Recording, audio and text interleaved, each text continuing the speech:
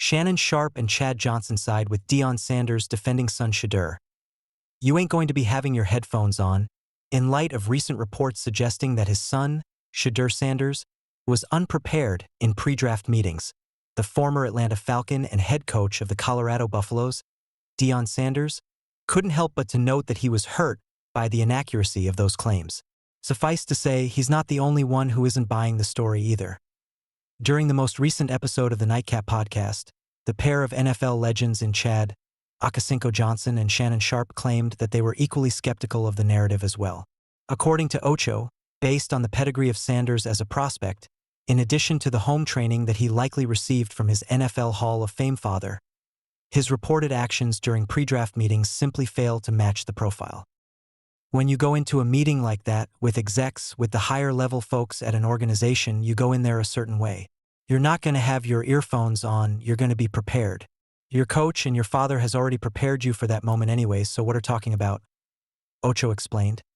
After Sharpe mentioned that he probably had headphones around his neck and they're talking about he had them on, Ocho was quick to allude to the history between the owners and underhanded business tactics. You know they're going to change it up when it comes out.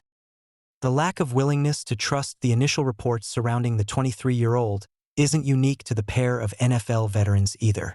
Seeing as many are blaming the owners themselves for colluding against Sanders, everyone from Johnson and Sharpe to everyday fans are a bit reluctant to believe their claims.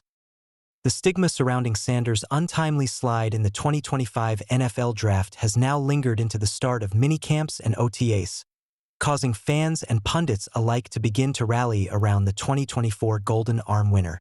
For better or worse, his presence on the sidelines will likely be a point of contention for the foreseeable future in Cleveland. Nevertheless, the second-generation star will first have to earn his way onto the field before he can complete his underdog story. According to Sanders' newfound head coach, Kevin Stefanski, his attitude and approach to the beginning of the process stands in direct contrast to what was said about him previously. When asked about the initial steps in attempting to develop both Sanders and Dillon Gabriel alongside each other, Stefanski explained that they are both wired to get in early, stay late, put in whatever work is required.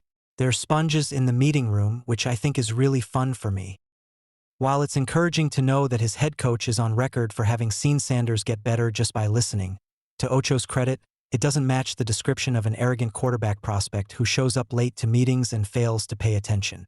For better or worse, however, the damage is done and all there is left for Sanders to do now is compete.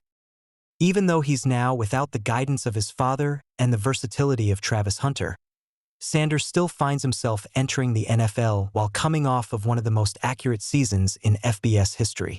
Given the trove of knowledge and experience that he's been able to access throughout the past several years, if there's anyone who has all of the tools to become the surprise QB of the 2025 class, it's Shedeur Sanders.